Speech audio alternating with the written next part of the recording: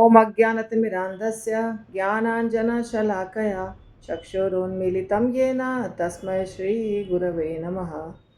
श्रीचैतन्यमनोभीष्टं स्थापितं येन भूतले स्वयं रूपः कदा मह्यं ददाति स्वपदान्तिकम्।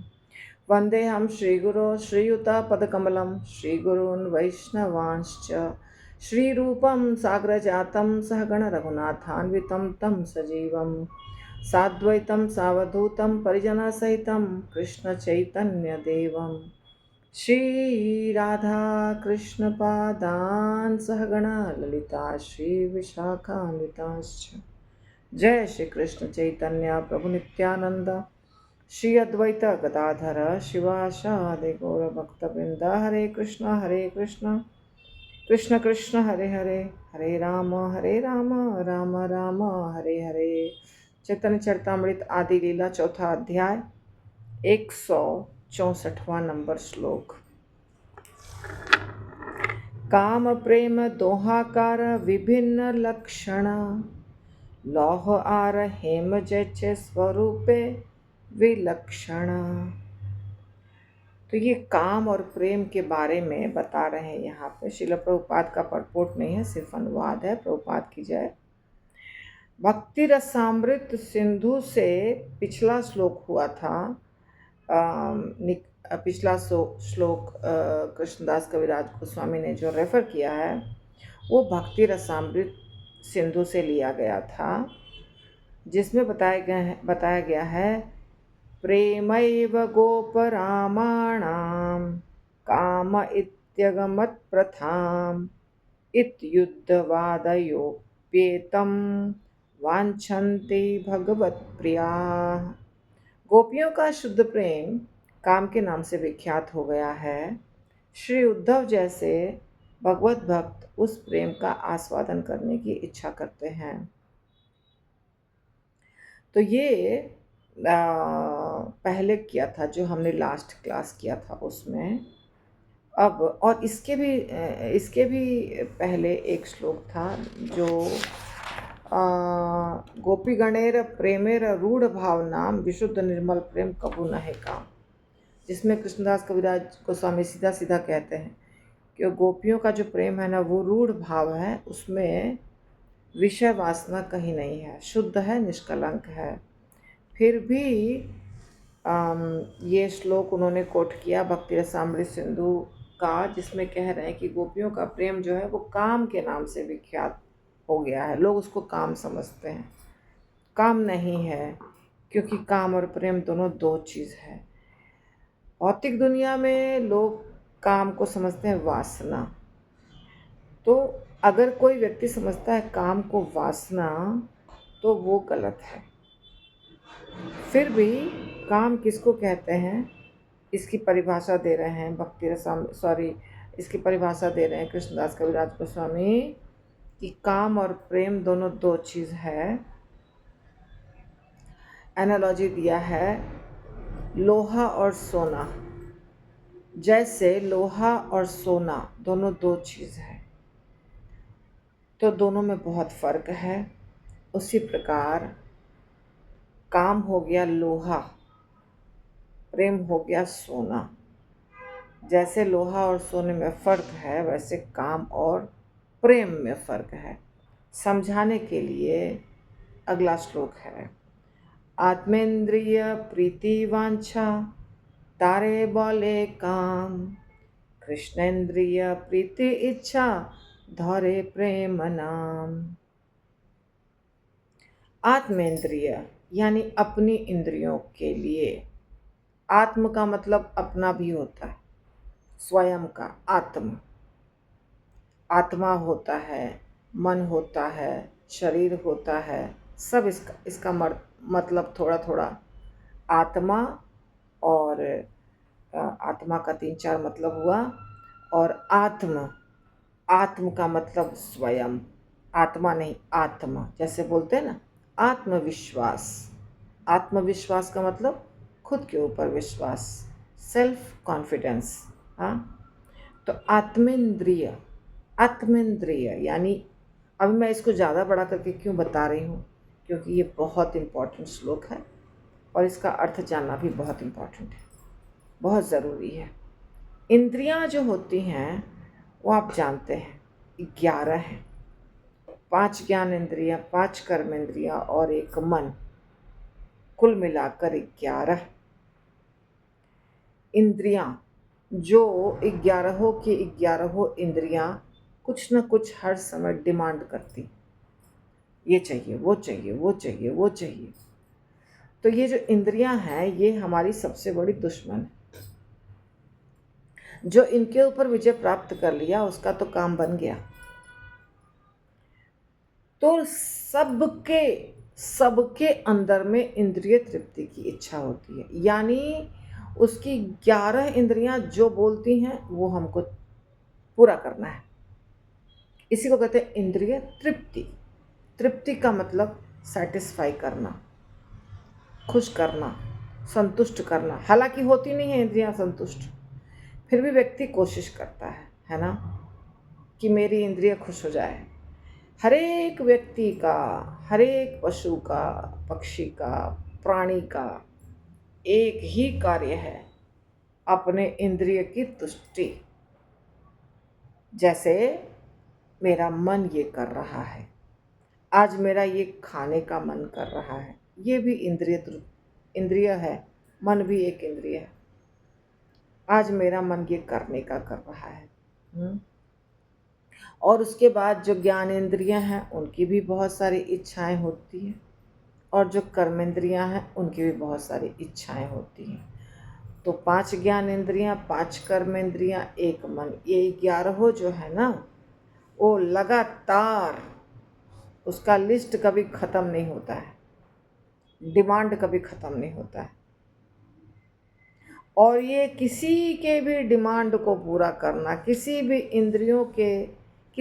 इंद्रिय के डिमांड यानी उसकी इच्छा जो मांग रहा है उसको पूरा करना कहलाता है काम। स्वयं की इंद्रियों के लिए जो भी करते हैं वो है काम। अब स्वयं में हम खुद स्वयं नहीं आते। मेरे पति, मेरा बच्चा, मेरी माँ, मेरा बाप, मेरा देश, मेरा राज्य, वो सब स्वयं है। अभी जैसे हमारे देश और पाकिस्तान के बीच में तनाव चल रहा है, युद्ध चल रहा है, कुछ बहुत कुछ चल रहा है, आप सबको पता है। तो हम सब लोग, खास करके जो हम लोग हैं हिंदू, जो हमारे देश में रहने वाले मुसलमान हैं, उनमें 50-50 है। कोई पाकिस्तान को सपोर्ट करता है, कोई हिंदुस्तान को सपोर्ट करता है। खास करके जिसके रिश्तेदार पाकिस्तान में हैं वो सब पाकिस्तान को सपोर्ट करने वाले हैं, कोई बोले या ना बोले।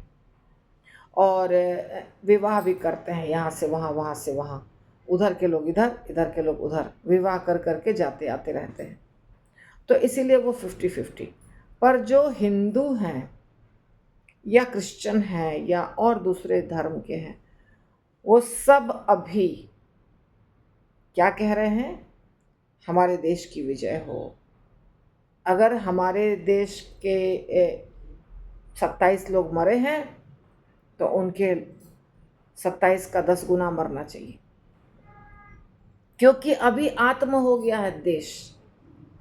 अभी आत्मेंद्रिय क्या हो गया है, ये इंद्रिय तृप्ति है। अभी आत्मेंद्रिय हो गया है देश। कभी आत्मेंद्रिय होता है हमारा खुद का शरीर।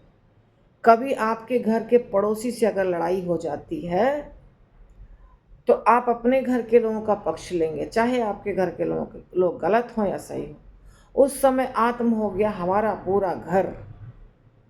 2 भाइयों के बीच में झगड़ा हुआ तो उस समय एक भाई की पत्नी दूसरे भाई की पत्नी से बात नहीं करेगी, एक भाई के बच्चे दूसरे भाई के बच्चे से बात नहीं करेंगे, और पूरा परिवार सिर्फ अपने लिए सोचेगा और दूसरे के साथ दुश्मनी करेगा। उस समय आत्म क्या हो गया, उस समय आत्म हो गया मैं और मेरा परिवार। उस परिवार में सिर्फ बीवी बच्चे आ रहे हैं, क्योंकि भाई से तो लड़ाई हो गया। ठीक है। तो आत्म की परिभाषा बदलते जाती है, पर हमेशा वो आत्म रहता है, यानी मैं और मेरा, बस यही रहता है। जब पति पत्नी के बीच में तलाक होता है, उस समय आत्म की परिभाषा क्या हो गई? सिर्फ मैं, पति भी नहीं, सिर्फ मैं। तो इस प्रकार ये सब इंद्रिय तृप्ति है। कोई सीधा इंद्रिय तृप्ति है, अपना खुद के लिए कर रहे हैं, वो इंद्रिय तृप्ति हो गया। कोई अपने बच्चे के लिए कर रहे हैं, वो थोड़ा सा दूर का इंद्रिय तृप्ति हुआ। अपने परिवार के लिए थोड़ा और दूर की इंद्रिय तृप्ति हुई। अपने भाषा, मराठी, बंगाली, पंजाबी, यानी हमारे हमारे यहाँ की जो लोकल भाषा है, हमारे लोग, दो महाराष्ट्रियन मिलेंगे, मराठी में बात करेंगे, महाराष्ट्र में तो मराठी कॉमन है। गुजराती मिलेंगे तो धड़ से गुजराती शुरू कर देंगे, जबकि दोनों को हिंदी आती है। फिर भी हम गुजराती हैं तो हम गुजराती में बात करेंगे। ये दिखाता है कि आप अपना सोच रहे हैं, अपना, मेरा, और इसको कहते हैं इंद्रिय तृप्ति, एक्सटेंडेड सेंस ग्रेटिफिकेशन। यानी इंद्रिय तृप्ति ही है, थोड़ा विस्तारित। मेरा देश, मेरा राज्य, मेरी भाषा, मेरा परिवार, मेरी जाति, मेरा धर्म, ऐसे करके सब के सब लोग इंद्रिय तृप्ति करते हैं, सब, टोटल। लेकिन कृष्णेंद्रिय प्रीति इच्छा धौरे प्रेम नाम, यदि कोई कृष्ण के इंद्रिय तृप्ति के लिए कार्य करता है, आप सोचेंगे अरे कृष्ण भी इंद्रिय तृप्ति करते हैं? नहीं नहीं, कृष्णेंद्रिय यानी कि कृष्ण की जो इच्छा है उसके लिए आप जब कार्य करते हैं तो उसका नाम प्रेम है, बस, बाकी सब है काम। तो कृष्णेंद्रिय प्रीति इच्छा धौरे प्रेम नाम, तो कृष्ण की इंद्रिय तृप्ति के लिए कार्य करने का मतलब क्या हुआ? प्रभुपाद का तो परपोर्ट बाकी है, मैं खुद ही इतना बोल रही हूँ। तो कृष्णेंद्रिय का मतलब हुआ कृष्ण की जो इच्छा है। जैसे अर्जुन ने इतने सारे लोगों को मार दिया, उसको नहीं मन था मारने का। द्रोणाचार्य हैं, कृपाचार्य हैं, भीष्म पितामह हैं, ये सब बहुत प्रिय थे। तो उसको लगा कि नहीं, ये सब मेरे दादाजी, मेरे गुरु, मुझे तीर चलाना सिखाया है, मुझे बैठ के शिक्षा दिया है, मैं इनके गोद में खेला हूँ। चाचा, मामा, भाई, भतीजा, साला, बहुत लोग हैं ऐसे, कैसे इनको मारूंगा? कैसे मैं खड़ा होके मार पाऊंगा? पूरा शरीर कांप रहा है, एक तीर चलाऊंगा सब मर जाएंगे, इतने सारे लोग मर जाएंगे, नहीं चलाऊंगा। भगवान ने कहा चलाओ, तुम क्षत्रिय हो, तुम्हारा धर्म है, तुम चलाओ, और जो मैं बोलता हूँ वो करो। तो जो कृष्ण बोलते हैं वो करना भक्ति है, जो कृष्ण बोलते हैं वो करना प्रेम है, यही प्रेम है, इसी का नाम है प्रेम। प्रेम का मतलब कृष्ण की इच्छा के लिए कार्य करना। तो कृष्ण की इच्छा कैसे पता चलेगा हम लोगों को?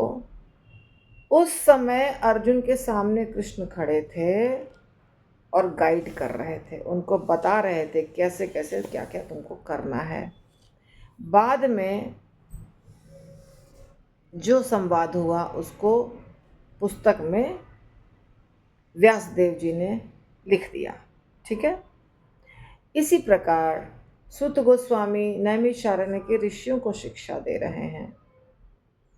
सुखदेव गोस्वामी, परीक्षित महाराज और बहुत सारे गृहस्थ हैं, साधु हैं, सन्यासी हैं, मुनि हैं, ऋषि हैं, सबको शिक्षा दे रहे थे, केवल परीक्षित महाराज को नहीं दे रहे थे। रामचंद्र जी ने बहुत लोगों को शिक्षा दी, सीधे भी और दूसरे तरीके से भी, जो वाल्मीकि रामायण में वर्णित है। तो जब ये शिक्षा दी जाती है जिसमें कि कहते हैं भगवान ने ये कहा, भगवान ने किसी को कुछ कहा तो वो हमारे लिए भी है, वो धर्म है, वो प्रेम है, भगवत प्रेम है। और भगवान के शुद्ध भक्त जो कहते हैं वो भी, महाजन 12 महाजन जो कहते हैं वो भी, उसको भी यही समझना है कि ये कृष्ण की इच्छा है। जो 12 महाजन कहते हैं, जो शुद्ध भक्त कहते हैं, जो गुरु कहते हैं, ये सब कृष्ण इच्छा है। और कृष्ण इंद्रिय तृप्ति इसी को कहते हैं, यानी कृष्ण की इच्छा का इच्छा के अनुसार कार्य करना, कृष्ण की इच्छा के अनुसार कार्य करना। कई बार एकदम नए भक्त जो होते हैं उनको समझ में नहीं आता है कि हम कैसे पालन करें, और कई बार केवल सीनियर होने से भी, उम्र भी बीतने से समझ में नहीं आता है। इसके लिए कुशाग्र बुद्धि चाहिए, बहुत तेज़ दिमाग चाहिए, और शास्त्र हमारे दिमाग के अंदर घुसना चाहिए, भगवत कृपा से और वैष्णव कृपा से और गुरु कृपा से। तब डिसीज़न लेना आसान होता है, इस वक्त मैं क्या करूं, क्योंकि आप हर वक्त और हर चीज़ अपने गुरु से नहीं पूछ सकते हैं, ये संभव नहीं है। बहुत सारी ऐसी चीज़ें होती है जिस समय आप किसी से कुछ नहीं पूछ सकते हैं, आपको अकेले निर्णय लेना है। मिनट मिनट आपको निर्णय लेना पड़ता है हर चीज़ के लिए। तो इसलिए वो सिर्फ और सिर्फ तभी संभव है जब आप भगवत वाणी को, साधु वाणी को, गुरु वाणी को आत्मसात करेंगे और उनकी कृपा आपके पास प्रवाहित हो करके, फ्लो करके आपके हृदय तक पहुंची है। ऐसा होने से व्यक्ति को साक्षात्कार होता है, और वो साक्षात्कार होने के बाद निर्णय लेना आसान हो जाता है। और निर्णय लेकर के जब कार्य करते हैं तो वो कार्य होता है कृष्ण प्रेम। ठीक है, तो इसमें कई बार दिक्कत आएगी, ऐसा नहीं कि हमको दिक्कत नहीं आएगी समझने में कि मैं क्या करूं और क्या ना करूं। तो उस स्थिति में फिर आप गुरु से या जो बहुत बड़े वैष्णव हैं उनसे पूछ सकते हैं कि मैं क्या करूं क्या नहीं करूं। नहीं तो बाकी सारा इंद्रिय तृप्ति का खेल है, सब कुछ इंद्रिय तृप्ति है। हाँ, तो तात्पर्य शुरू करती हूँ, हो तो नहीं पाएगा कुछ भी, और शुरू करती हूँ। शास्त्रों में शुद्ध प्रेम का वर्णन इस प्रकार हुआ है। सर्वथा ध्वंस रहितम सत्यपि ध्वंस कारणे यद भाव बंधनम यूनो स प्रेमा परिकीर्तितः। यदि प्रेम संबंध के ध्वंस होने का पर्याप्त कारण होने पर भी ध्वंस न हो तो ऐसा घनिष्ठ प्रेम संबंध शुद्ध कहलाता है। बहुत अच्छी बात, बहुत ज़्यादा मीनिंगफुल है, इतना ज़्यादा मीनिंगफुल है, वाह! जिसने भी बोला है, जहाँ भी बोला है, ग्रेट। देखिए, अच्छी स्थिति में, अच्छा माहौल होने पर तो सब लोग प्रेम करते हैं, है ना। हम अपने भाई से प्रेम करते हैं, हम अपनी पत्नी पति से प्रेम करते हैं, बच्चों से प्रेम करते हैं, भक्तों से प्रेम करते हैं, कलीग्स से प्रेम करते हैं। कब? जब परिस्थिति बिल्कुल अनुकूल है, सब ठीक से चल रहा है, तब। यहाँ बताया गया है कि प्रेम संबंध को ध्वंस करने का पर्याप्त कारण है। यानी कि जो दूसरा व्यक्ति है वो पूरी तैयारी करके बैठा है, इतनी सारी गलतियां की है उसने कि आपका प्रेम तो टूटना ही चाहिए। इतनी बड़ी गलती, इसके लिए कोई माफ़ी नहीं, हम तुमसे संबंध तोड़ते हैं। ऐसी गलती, बहुत बड़ी बड़ी गलती, भयंकर भयंकर गलती, ऐसा अगर हो जाता है फिर भी आपका प्रेम उससे खत्म नहीं होता है, आपका संबंध उससे खत्म नहीं होता है। इसको कहते हैं शुद्ध प्रेम। खराब परिस्थिति में संबंध तोड़ लेना ये सब लोग करते हैं। अच्छी परिस्थिति में संबंध अच्छा होना ये भी सब लोग करते हैं। पर खराब परिस्थिति होने के बावजूद भी संबंध अच्छे रखना और हृदय में नफरत नहीं रखना, ये है प्रेम। अब यहाँ भगवान की बात नहीं आ रही है, ये तो अभी प्रभुपाद आगे बताएंगे। यहाँ तो सिर्फ प्रेम का डेफिनेशन हो रहा है, शुद्ध प्रेम किसको कहते हैं, ये शुद्ध प्रेम की बात हो रही है। अब ये शुद्ध प्रेम हम कितने लोगों से करते हैं और कहाँ सबसे ज़्यादा अच्छा शुद्ध प्रेम दिखाई दे रहा है, ये हमको चेक करना पड़ेगा, सब लोगों को चेक करना पड़ेगा। प्रेम संबंध टूटने का पूरा कारण है, फिर भी संबंध नहीं टूटा। एक व्यक्ति ने नहीं तोड़ा, दूसरा व्यक्ति तोड़ने पर एकदम भिड़ा हुआ है। तोड़ना ही है हमको, जो नहीं संभव है वो भी गलती कर रहा है, करते ही जा रहा है, परंतु उसका दूसरा पक्ष जो है उसको माफ़ करता ही जा रहा है लगातार और तोड़ नहीं रहा है संबंध, तो उसको कहते हैं शुद्ध प्रेम। इसके आगे कल करेंगे। श्रील प्रभुपाद की जय।